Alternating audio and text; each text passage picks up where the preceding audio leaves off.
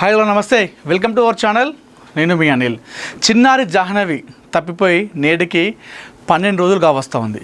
అయినా ఇప్పటికీ missing mystery ఇంకా వీడలేదు.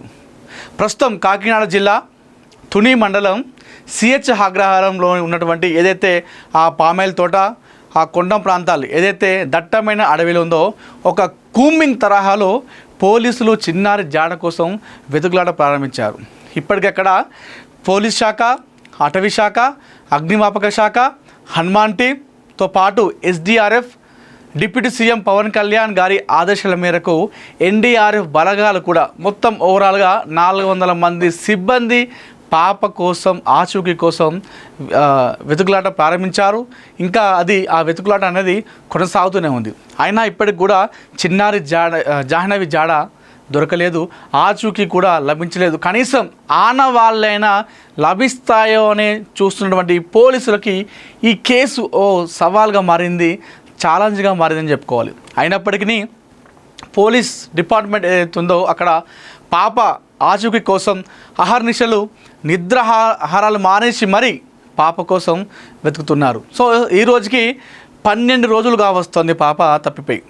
జూన్ 6వ తేదీ నాడు పాప ఇంటి నుండి నానా అంటూ బయటికి పరిగెత్తింది. ఆ పామాయిల్ తోట ఏదైతే ఉందో ఆ దారి గుండా వెళ్ళినటువంటి చిన్నారి జాహ్నవి వెనక్కి తిరిగి రాలేదు. ఆ రోజు జూన్ 6వ తేదీ నాడు పాపతో పాటు వారింటి పెంపుడు కుక్క కూడా పరిగెత్తింది. సో ఇద్దరు కూడా వెళ్ళి రాలేదు. కానీ 9వ తేదీ నాడు 3 రోజుల తర్వాత కేవలం కుక్క మాత్రమే ఇంటికి తిరిగి వచ్చింది, పాప జాహ్నవి రాలేదు. మరి ఇంతకీ ఈ పాప రకరకాలుగా వార్తలు వస్తూ ఉన్నాయి. కిడ్నాప్ అని కొంతమంది చెప్తా ఉన్నారు, మరికొంతమంది ఏమో ఇది క్రూర మృగాలు దాడి చేశాయని చెప్పేసి మరికొంతమంది చెప్తా ఉన్నారు. లేదు పాపను కొండ చిలువ మింగేసిందని చెప్పేసి మరికొంతమంది చెప్తా ఉన్నారు. దాంతోపాటుగా అక్కడ క్షుద్ర పూజలు జరిగినాయి. ఏదైతే అమావాస్య ఉంది కాబట్టి పక్కా ప్లాన్తోనే పాపను కిడ్నాప్ చేసి క్షుద్ర పూజలు చేసి నరబలి లాంటివి ఇచ్చి ఉంటారని చెప్పేసి మరికొంతమంది చెప్తా ఉన్నారు. ఇక మరికొంతమంది ఏమో అక్కడ ఏదో చెరువు ఉంది, ఆ చెరువులో పాప పడిపోయింది అని చెప్పేసి మరికొంతమంది చెప్తున్నారు. ఇది ఎన్ని అంటే పాప ఎప్పుడైతే తప్పిపోయిందో అప్పటి నుండి ఇప్పటి వరకు రోజుకొక వార్త, పూటకొక మలుపు, సెకండ్కి ఒక ట్విస్టులు కనిపిస్తూ ఉన్నాయి అక్కడ సిహెచ్ అగ్రహారం దగ్గర.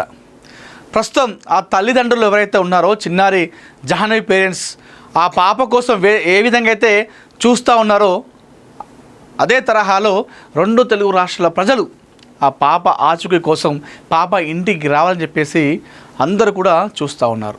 ఇలాంటి నేపథ్యంలో అక్కడ డిపార్ట్మెంట్ అయితే ఇప్పటికే చాలామంది కూడా డిపార్ట్మెంట్ పైన విమర్శలు చేస్తూ ఉన్నారు. ఇంత ఆధునిక యుగంలో ఇంత సాంకేతికంగా మనం ముందు అడుగు వేసినటువంటి సందర్భంలో చంద్రుడి పైన మనం చంద్రయాన్ 1, 2, 3 అంటూ మనం పైన కూడా కాలు మోపుతున్నాం. ఇలాంటి సందర్భంలో ఒక పాప తప్పిపోతే ఇంత టెక్నాలజీ పెట్టుకొని ఇంకా కనిపెట్టలేదా అనేటువంటి విమర్శలు కూడా పోలీస్ డిపార్ట్మెంట్ పైన వస్తూ ఉన్నాయి. మరి ఇంతకీ ఇప్పటికి కూడా ఒక క్లారిటీ రాలేదు. సో అక్కడ పోలీసులు ఏమంటున్నారంటే పాపని అడవి మృగాలు దాడి చేశాయని చెప్పేసి అన్నారు. అయితే పాప ఎక్కడైతే పారిపోయిందో అక్కడ ఉన్నటువంటి ఏదైతే అడవి ఉందో ఆ అడవి ప్రాంతంలో ఆ పామాయిల్ తోట కావచ్చు, ఆ కొండ ప్రాంతం కావచ్చు, ఆ ఓవరాల్ అడవి ప్రాంతంలో అడవి మృగాలు ఏవి కూడా లేవని చెప్పేసి పోలీసులు కూడా మరోసారి చెప్పారు. వాళ్ళే అన్నారు ఫస్ట్ ఏదైతే మొన్న కాకినాడ ఎస్పీ మాట్లాడుతూ ఏదైనా అడవి మృగాలు దాడి చేసాయేమో అని చెప్పేసి అనుమానం ఉందని చెప్పేసి అన్నారు. అయితే ఓవరాల్గా వాళ్ళు మొత్తం జల్లెడ పట్టారు కాబట్టి ఆ జల్లెడ పట్టినటువంటి నేపథ్యంలో వారు చూసిన ప్రకారం అక్కడ ఎలాంటి అడవి మృగాలు లేవు అని చెప్పేసి చెప్పడం జరిగింది మరొకసారి ఈరోజు. అయితే పాపని ఎవరో కిడ్నాప్ చేశారనేటువంటి కోణంలోనే ప్రస్తుతం మరొకసారి దర్యాప్తు ముమ్మరం చేశారు పోలీసులు. అంటే అడవి మృగాలు కాదు, దాంతోపాటుగా పాప తప్పిపోలేదు, కిడ్నాపర్ల పనే అనేటువంటి కోణంలో ప్రస్తుతం అయితే పోలీసులు ఆరా తీస్తున్నారు, ఆ విధంగా ముందడుగు వేస్తున్నారు. ఇంతకీ పాప తప్పిపోయినప్పటి నుండి ఈ రోజుకి 12 రోజులు. ఈ 12 రోజులు ఏ రోజు ఏం జరిగింది ఒక్కొక్కరు ఒక్కొక్క కథనాన్ని ప్రసారం చేశారు. ఒకసారి మనం గూగుల్ ఏఐని అడుగుదాం. ఏ రోజు ఏం జరిగింది, ఏ రోజు పాప తప్పిపోయింది, ఏ రోజు ఎలాంటి ఇన్ఫర్మేషన్ వచ్చింది అనే విషయాలన్నీ కూడా మనం ఒకసారి అడుగుదాం, చూద్దాం. ఇక్కడ అంటే ఒక్కొక్క దాంట్లో ఒక్కొక్క కథనం వస్తుంది. అంటే మనం ఇప్పుడు ఎందుకు చూస్తున్నాం ఇదంటే 6వ తేదీ నాడు పాప తప్పిపోయింది.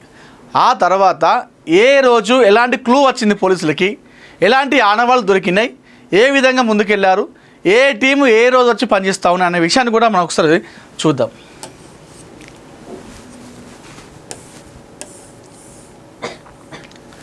జూన్ 6వ తేదీ అంటే పాప తప్పిపోయినటువంటి మొదటి రోజు. సో చిన్నారి అదృశ్యం. పామాయిల్ తోటలో సంరక్షకులుగా పనిచేసే పేరెంట్స్ తమ కూతురు జాహ్నవి మరియు పెంపుడు కుక్కతో కలిసి తోటలోకి వెళ్ళారు. తిరుగు ప్రయాణంలో ఒకరికొకరు పొరపాట్ల వల్ల పాపను తోటలోనే వదిలేసి ఇంటికి వచ్చారు. ఆ తర్వాత పాప కనిపించలేదని గుర్తించారు. అదే రోజు సాయంత్రం ఒక గ్రామస్తుడు కొండ సమీపంలో కుక్కతో ఉన్నటువంటి పాపను చూసి తీసుకురావడానికి ప్రయత్నించగా కుక్క గట్టిగా మొరగడంతో వెనక్కి తగ్గాడు. ఆ రోజు రాత్రి భారీ వర్షం కురవడంతో ఆధారాలు వెతకడం కష్టంగా మారిందని చెప్పేసి, సో ఏదైతే పాప తప్పిపోయినటువంటి మొదటి రోజు ఈ ఇన్ఫర్మేషన్ అనేది మనకు తెలుస్తూ ఉంది. జూన్ 7 అంటే పాప తప్పిపోయిన రెండవ రోజు ఎలాంటి ఇన్ఫర్మేషన్, పోలీసులకు ఫిర్యాదు. ఏదైతే మొదటి రోజు పేరెంట్స్ ఎవరైతే ఉన్నారో వాళ్ళు పోలీసులకు కంప్లైంట్ చేయలేదు. సెకండ్ డే నాడు పాప ఆచూకీ కనిపించకపోవడంతో రెండవ రోజు వారు పోలీసులను ఆశ్రయించారు. తల్లిదండ్రులు తుని రూరల్ పోలీస్ స్టేషన్లో అధికారికంగా ఫిర్యాదు చేశారు. పోలీసులు రంగంలోకి దిగి తోట పరిసరాల్లో గాలింపు చర్యలు ప్రారంభించారని చెప్పేసి ఇక్కడ చూసుకోవచ్చు.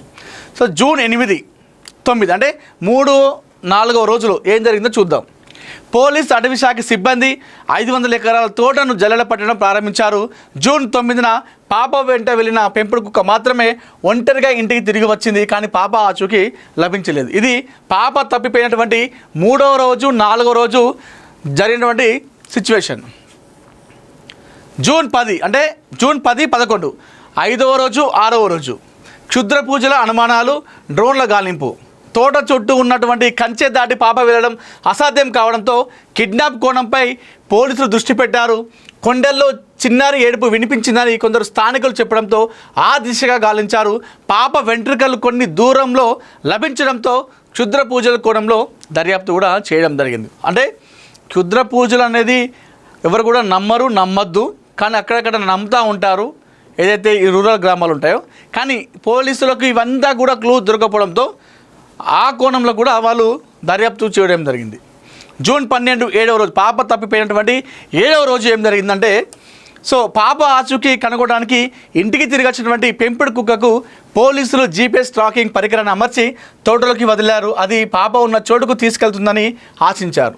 సో ఆ జీపీఎస్ ట్రాకర్ 7వ రోజు ఆ కుక్కకి అది అమర్చడం జరిగింది. జూన్ 13వ తేదీ అంటే 8వ రోజు పాప తప్పిపోయినటువంటి 8వ రోజు. ఇది పెద్ద ట్విస్ట్. కేసులో అత్యంత షాకింగ్ పరిణామంగా జీపీఎస్ ట్రాకర్ కట్టిన పెంపుడు కుక్క అకస్మాత్తుగా మరణించింది. దానికి ఎవరైనా విషం పెట్టారా అనే అనుమానంతో పోలీసులు కుక్కకి పోస్ట్ మార్టం నిర్వహించారు. ఇంకా అది రాలేదు. ఆ పోస్ట్ మార్టం రిపోర్ట్ వస్తే మరి దానిపైన విష ప్రయోగం జరిగిందా లేదా అది దానికంతా అదే సహజంగా మరణించింది అనేది కూడా తెలిసేటువంటి అవకాశం ఉంది. జూన్ 14, 15 అంటే పాప తప్పిన నుండి 9, 10వ రోజుల ఏం జరిగిందంటే, ఆంధ్రప్రదేశ్ డిప్యూటీ సీఎం ఆదేశాలతో ప్రత్యేక బృందాలు రంగంలోకి దిగాయి. పాప అదృశ్యమైన తోట ఫెన్సింగ్ వద్ద 2 వింత బొమ్మలు వేలాడదీసి కనిపించడం కలకలం రేపింది.